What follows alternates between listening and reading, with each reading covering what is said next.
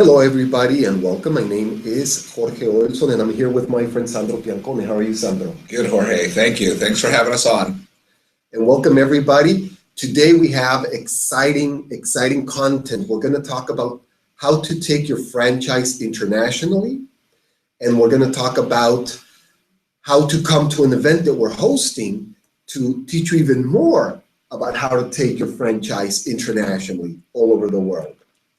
But before we start with that, Sandro, I want the audience to learn a little bit about you and how you can help them in the international markets. Sure. My name is Sandro Piancone. I am the Chief Mexpert Officer.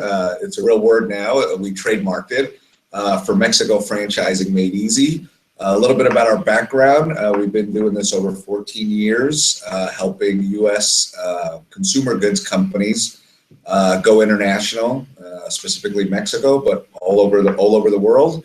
And about 3 years ago, a new division of our company does it for franchisors.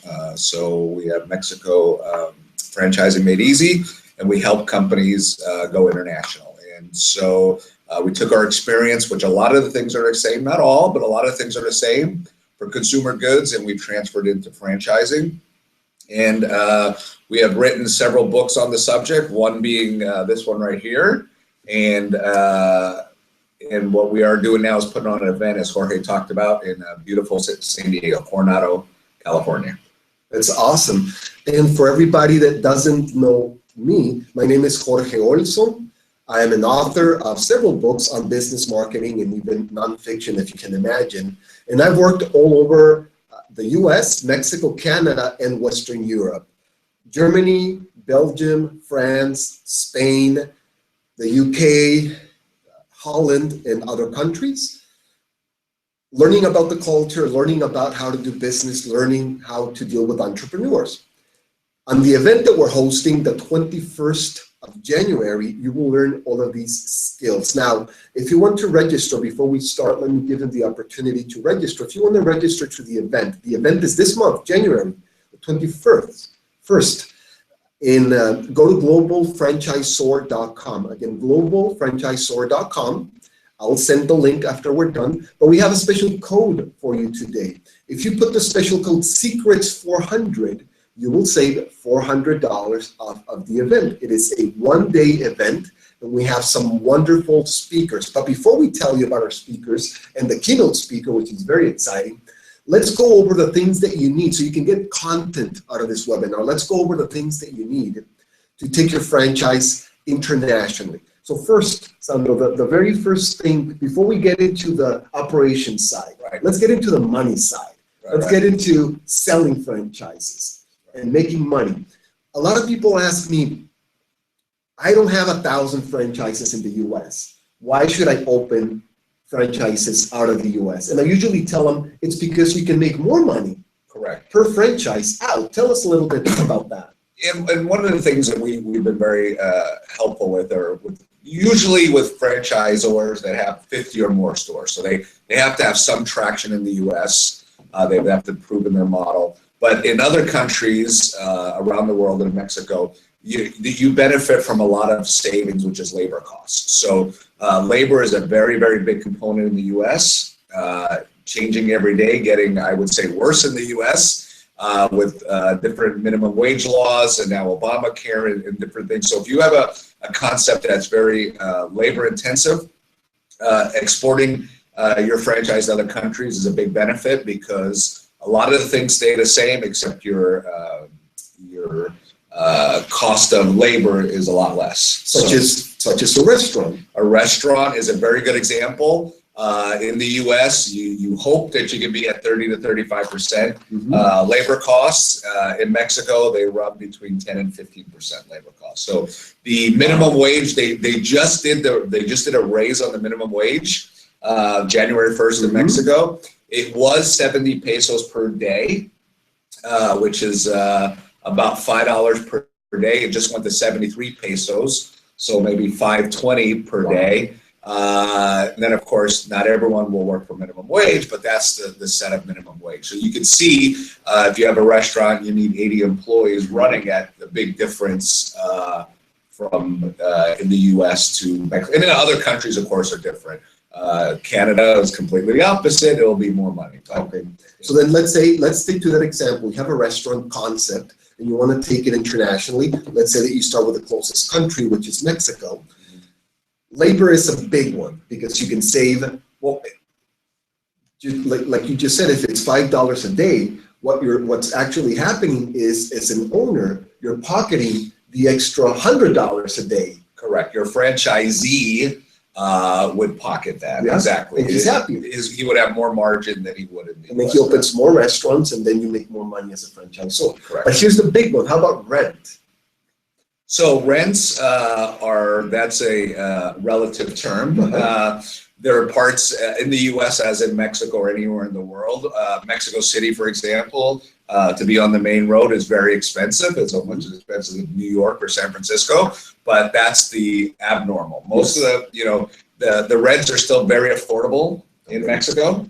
You can still get corner lots if you want to do a drive-through, very inexpensive. So we say maybe 20 years ago, 30 years, you could get a rent for $2,000 a month or 20,000 pesos with no triple net or no percentage of sales. So people listening, that. But again, if you want to go into Mexico City or some parts of Monterrey or Guadalajara, it's very expensive, and that's anywhere around the world. Okay. Moscow, Canada, Italy, of course. But is it dollar per dollar the same as the U.S.? No, it's a lot less. So I would say half, at least half, if not a third. Rent. Okay, so if a rent is $4,000 in the U.S., and now here's the big question: will you be able to generate the same amount of income than in the U.S.? And again, that's every franchisee is different, and it's all relative. But that's a disclaimer. On average, you see them to have the same sales stores or more. Okay, so if you sell more, the same or more, you pay $2,000 less in rent. Right. Well, maybe the franchisor should even consider open their own stores. And we've seen that. We have had franchisors come in and do company-owned stores. But from a franchisor standpoint, they collect their royalties on gross sales. Yes. So for them, it's the same. It's the franchisees are more profitable, meaning they can open more stores, grow quicker, make more money for everybody. That's great. Now, I also want to go up and explore a concept. A lot of people also ask me for business around the world, not just for franchises, but business around the world. I want to do business in another country. Find me a billionaire, or find me somebody that's worth a lot of money, a rich family, so they can do it. Is that something that works internationally? What have you seen? Yeah, well, most people, what they want, obviously, to be a professional franchisee, you need to have the capital to open more stores. So in our market, let's talk about Mexico, but anywhere, you want either a group, or they use the word rich family, is the right word that they use. And sometimes you don't want them to be too rich, because if they're too rich, there's no hunger, they don't need to work. And that's right. So they do it as a hobby, or they open up 1 or 2 stores, and that's it. So what you're looking for is an entrepreneur who has capital that can grow. What we've seen that works really well is where they bring in someone from the U.S. that knows the brand, loves the brand, knows how to do it. They're business people. So, different cultures, there's different things that happen. But wait. You said somebody from the U.S. Right. So not the franchisor, but maybe someone who's been successful in their program. If a master franchisee or franchisee would go into a country and become that master, and then find local partners to open stores. Or they open stores as well. Or they open stores themselves. We've seen that happen. Okay, so let's go over that, because I think that's really, really important. So what Sandro's saying is, instead of just looking for a rich family, look inside the US, look at your pool of franchisees, see who's successful, and give them the opportunity, because they deserve it, number one, but also because they know the system. Well, they know the system, they're fans of the system, and they know how to grow the system. And a lot of the times they'll have family that lives in that country, or they just want to maybe move to that country, or they want a reason to travel to that country. Now, do you think it's very difficult to do, or do you think people are very open to that and say, yes, thank you for the opportunity? Well, we've seen it all ways. So, we've seen the local person in the market work, but we also seen where that experience in the U.S. coming into another country, the capital, and really it's the experiences more than anything. They know how to run them in the location. So. Okay, perfect. Now let's get into the operations. All right. Let's get into the nitty gritty. Somebody says, yes, I want to go international, but I don't know how. What do I have to do to prepare? What are the things you have to do before? Okay, so there's a whole long list of things you need to know. Okay. But the first three, which is probably the most important three things, we'll start with number one. Yes. The trademark. Trademark. Okay? So a franchise is really your brand and it's your name, it's your logo. And so before you go into another country or start to market to another country, you need to own the trademark in that country. So trademark, everybody has to write it down. I'm gonna write it down. Write it down, trademark. Okay. And so, let's go into the nitty gritty. So wait. Why? So the trademark is, if not, somebody's gonna open a store with your name, right? And it could already happen. So I tell a story in one of my books about Apple. Okay. Apple is launching the iPhone, which everyone knows was a smashing success. Yes. They didn't bother to trademark the name in Mexico. Oh my God. And so they came into Mexico, someone else owned the name, and so for a very, very, very large amount of money, had to end up buying the name from this company so they could use it. So if it happened to Apple, it could happen to you. They could happen to you. So even if you're not ready to go into a market tomorrow, you're thinking about going to a market, you should trademark the name. Well, I can see that. Let's say you have a restaurant in the US, you're expanding, you have tourists from other countries, Of they course. come in and they see your concept, they buy your burger or whatever that is. They say, let me do a trademark search in this other country. It's not trademark, and they open a restaurant.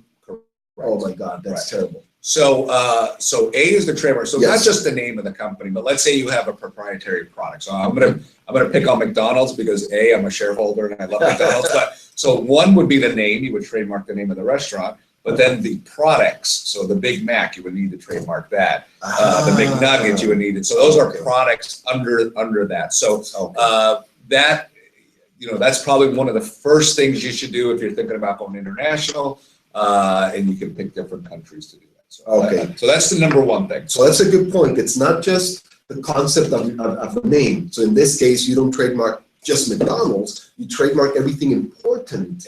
Correct. Okay, that's perfect. Okay, that's number one. That's number one. Number two, now this is specifically to people who are on the call on the webinar today that are not service industries, but that are sell some kind of product. Okay. So does that include like a restaurant? A restaurant. So I have some props here. So when you go into Mexico, for example, or any country, you're going to need to do label laws. There's certain label laws that you have to abide by. In the U.S. now, it's nutritional facts on your menu board. But if you're selling a product that the customer takes away, so for example, a product like this, it might be in the store, and you leave the restaurant, you buy it to take home. So it's a seasoning. You have to have on here the nutritional label, if you can see that. It would have to be done in that language. You would have to have importer of record, different things you have to do. So that's that you need to do that also. If you're going to go into a country. And then third, we call it the HS classification. HS is the harmonized code. So for example, if you're a restaurateur and your number one product is this, and every product has an HS classification. And so you need to check the country you're going into to see if it pays a duty. I see. So, even though there's NAFTA and there's all these new things coming out that say there's zero duties, it's not true. Things pay duties, and you need to know what the duty is because that can make or break your business model. Oh, wow. Yeah. Or you just need to know that when you do your pricing. So maybe we're farther down the line a little bit. But, last year, Mexico enacted a new sugar tax. We call it a fat tax. So on soda, on anything that had amount of sugar, it's 8%. And that 8%, you have to add it to when you import that product, which then gets passed to the consumer. But you need to know that because if you did your pricing before that, that 8% now would come out from your franchisee, unfortunately. So you as the franchisor would sell that product in the franchisee. So you just need to know what that HS classification is. So trademark, number one, most important. Second is HS classification. Does this pay a duty? And does it put you out of the marketplace? And or do you find a substitute or a local, maybe a local product that maybe doesn't pay that duty? And then third is the labeling, because you cannot technically sell a franchise to someone who tomorrow is selling a product that doesn't meet specifications, so they close down. I see. First, trademark, second HS classification, third label. Oh, so those are three. Labeling Yep. and HS classification are different. Yeah, totally different. One is the official number from the government that Right. they'll assign you, Right. and then it's the label. And a lot of people think I'll just translate it into that country. Yeah, no, you have to get it approved by a government agency called Profeco, which is like our FDA In Mexico. in Mexico, Okay. but other countries have their FDA. Yeah. And so so you can't just take the same thing that you do in the US And translate it into another language. Chinese or Spanish. It doesn't work that way. So And by the way, I've seen people do it, and then they try to export it, and the it government gets says, stuck. It gets stuck at the no, border. that's not what we want. Right. Okay. Now, we already know the three things. Everybody took notes. They know what they need to do. Let's talk about if there's any help from the U.S. government, because the U.S. government wants us to export products, franchises, etc. What can they do for franchises? Well, there's two programs we're going to talk about at our event. Okay. The first one is one that we know very, very well. We've used it for certain companies that we are part of. And so it's really, as Jorge says, to export products. So we are based in San Diego, California. We are part of a USDA market access program called USADA. Yes. There's other, depending on what state you're in. So there's the Food Port USA, which is in the Northeast, Okay. Food Export Associated in the Midwest, and the U.S. Foreign Agricultural Service. So these services, again, this is not for a service business, it's more for a food business. Mhm. They want to export products. Okay. And so they have advertising programs. They're called matching programs. Mm. And you can receive up to $300,000 in advertising. So it's free. $300,000. It's free money. Is that one time? It's for the year. But you Per can year? do it year by year. Wow. I think they allow up to 5 years. Okay. And so you, as the franchisor, the way you would do it is, and you can pick an item. There's a lot of products that are on there. Okay. But let's say you're a pizza shop, or you're a restaurant, Mhm. or so cheese, for example. If you're using a certain type of cheese, Mhm. so your franchisee would promote this hamburger with this special Monterey Jack, or pizza with mozzarella, Okay. and you would promote it and have it on there. As long as you spend the money, you would have to spend $600,000 in advertising. Yes. You fill out their forms, you send it to this agency, you have to sign up for it ahead of time, and they reimburse you 50% of that money.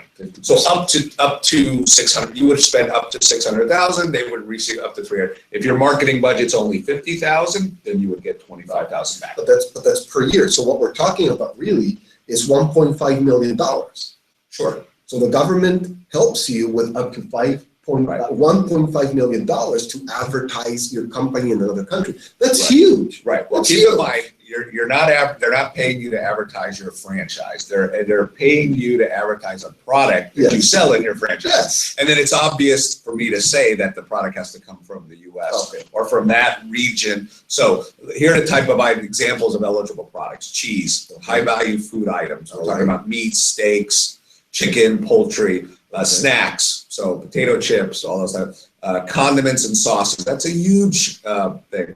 Nutraceuticals, beverages, aquaculture, some wood products. So now we're going into some service items. Pet food. So if you're a franchise that has something to do with pets, pet food. So you would be marketing that product, of course, available at your location. Yes. Which in turn you're promoting your location, and so that's how it would work. Okay. That's exactly how it would work. Okay. So now. And Jorge, this isn't, people always say this all the time. Well, I heard of that program. Does it really work? We are here to tell you that it works. We've done it. We've been in the program 3 years. We've used the whole $300,000. We advertised a cheese product and on billboards and television. It includes trade shows. Again, that's a consumer goods company, and we're just taking what we've learned and translating it to franchisors, franchising. And so it actually really works. Okay. But you got to be diligent. You got to pay attention. There's certain things that you have to abide by, but it absolutely works. And the interesting, I just sat on a panel with the director of USADA, And like everything else in the world, he said their biggest problem is a lot of people don't take advantage of it. They have more money and people don't take because they don't apply for it. So you can Google it. It's WUSADA, or send us an email. We can send you information for the West Coast, and then we can give you information for the and of course, if they come to our event, we'll spend time with them so they can learn. We'll go detail by detail. That there's a whole presentation. It's going to be an hour presentation on it. We're going to get into the details, the devil's in the details. Yes. We'll show you TV commercials where we were doing it and how it works. So then we're going to take them step by step, and not only how they can use it, but how we used it. Right. So that they can see it works. Right. They can see what you need to do. And give them ideas how to do it. Well, that's wonderful, because that's a case study. It's a case study. Okay, that's perfect. Now, we mentioned that these are government programs. Now, are we going to have a government representative at the show? We're not going to have one from USADA, but we are going to, this is a good thing to go into our next one, which is the U.S. Commercial Service. We have a new speaker. Her name is Kristen Houston from the U.S. Commercial Service. There again, we call it the best kept secret for the U.S. government. They have offices all over the world, and their job is to help promote export. And so people think of airplanes and cars and wood, but really franchising is one of the great exports. Because two things: we're exporting know-how, technology, brands, and then of course all the food product that goes along with it. And Sandra, we're exporting culture. We're exporting culture, exactly. Which is amazing especially for U.S. diplomatic relations. Exactly. So she's going to be there. She's going to be speaking. Okay. We've used the service again. It's called the Gold Key Service. We've used it in consumer goods, and it's worked tremendously well. But wait. Let's go. When we say we used it, we don't use it out of the box. So for people to understand, is we pimp it. Right.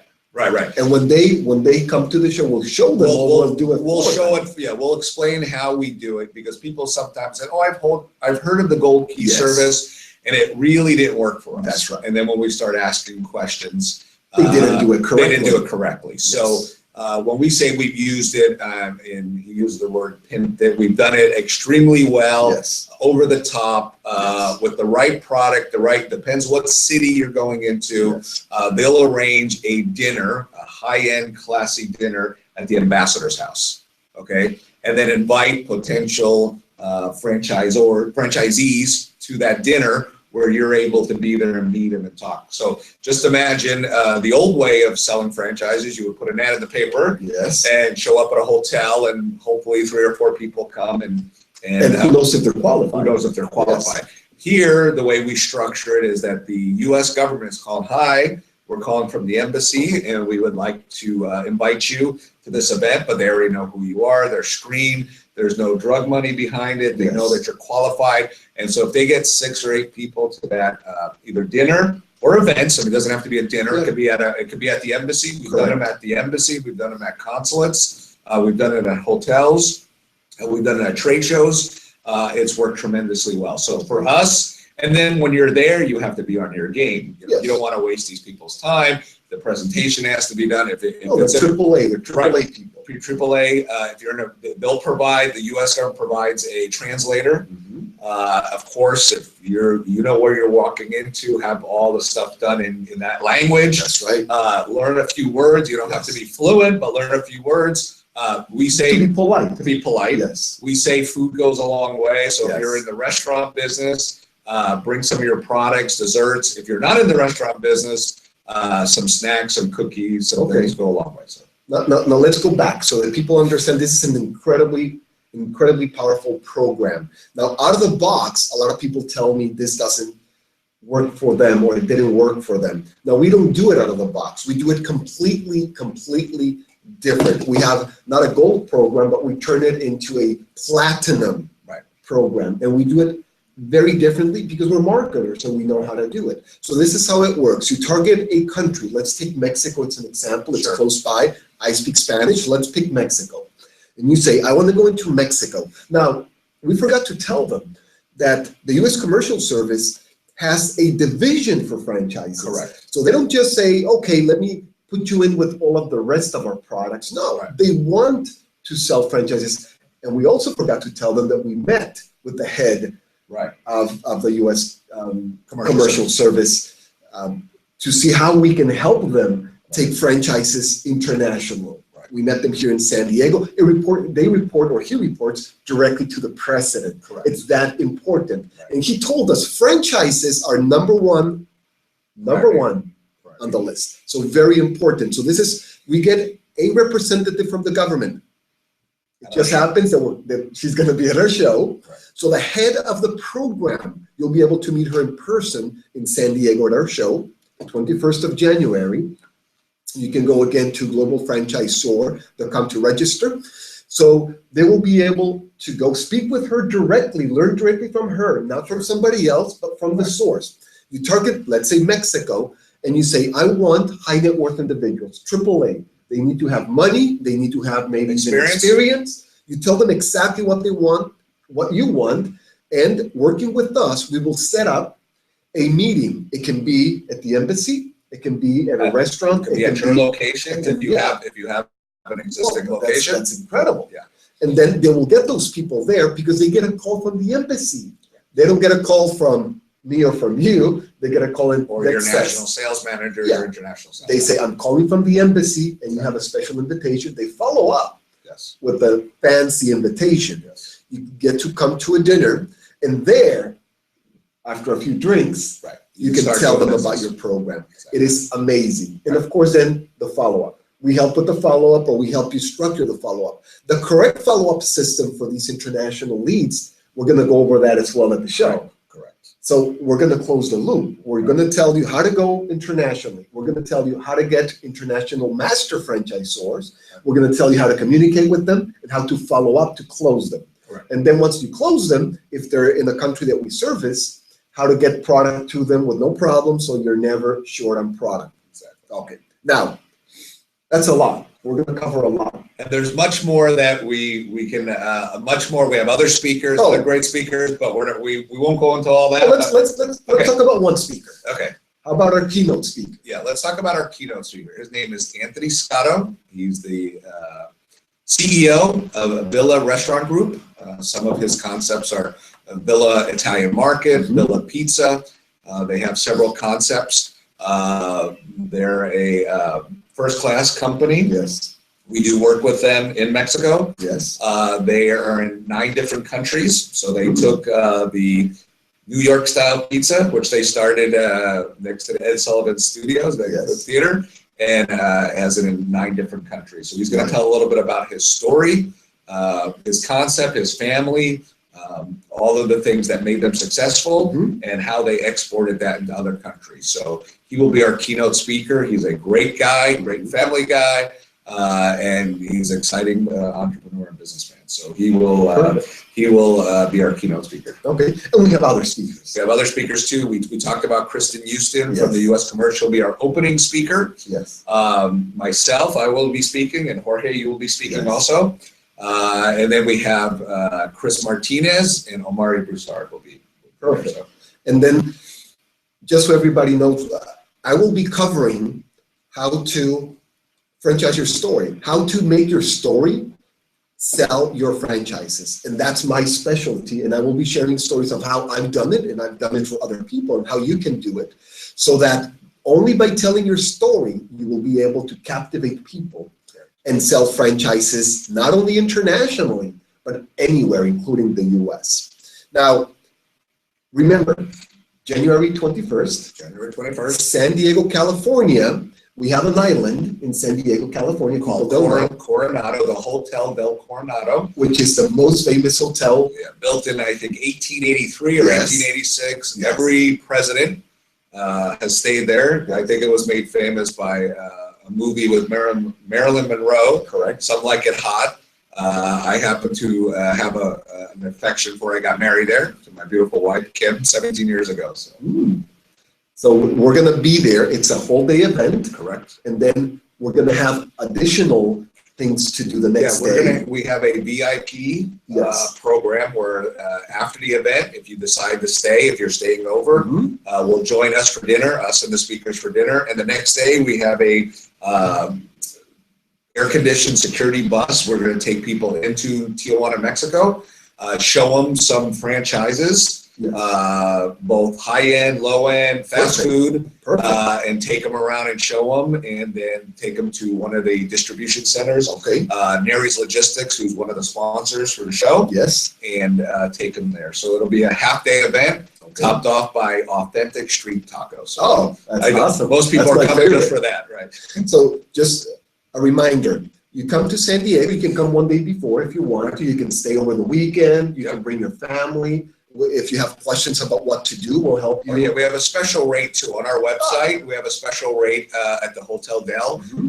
In the high season, it's almost $1,000, $1,200 a night. Oh my God. We have a special rate for our event, Yes. $289. Wow. To come there, so it's good for that day and moving forward. Oh, that's an incredible price. Yeah. So you can come a day before, stay the weekend. The event is a full day, packed with information, no fluff, just information.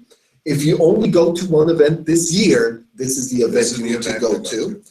Come on the 21st. That's when we have our full day event. If you want to stay, you can stay with us the next day, well, the evening as well for the dinner. And you need to have a passport. So those of you, I Yes. haven't met very many people, but those of you who don't have a passport, unfortunately can't come because Mexico does require Yes. a passport to get back into the country. And if you're going to go international, it's a good time to apply for a passport anyway, And right? if you do a rush, we have some people who don't have it, and so they're doing a rush right now. And then they can get it before the event. Exactly. Okay, perfect. So bring your passport or your card, your fast card, whatever you have. Yeah, global entry works the same. Okay, So global we have entry. global entry, Sentry, passport card, Okay.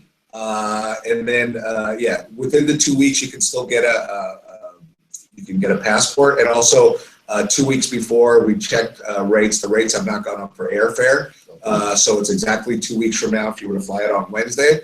And a lot of people obviously are on the West Coast, so they can drive there. Oh, that's awesome. So again, the 21st, go to globalfranchisor.com. And if you do it today, we have a special rate for you. Correct. And it is Secrets 400. Yeah, with a capital S, Secrets 400 gets $400 off either the regular standard ticket or the VIP ticket. And also in there, you'll get a lot of gifts when you come, but you can get our free book, this one right here, which talks about the 3 things you need to do before you franchise internationally. That's great. Well, I hope to see everybody there. Call us if you have questions. We'll post the phone numbers. All of the information that you need, including our contact information, is on the website, globalfranchisor.com. Go, register, send us questions. We're here for you. Thank you very much for joining us. Thank you, Sandro, for your time. Thank you, Jorge. We look forward to seeing everyone in Coronado. Bye, everybody.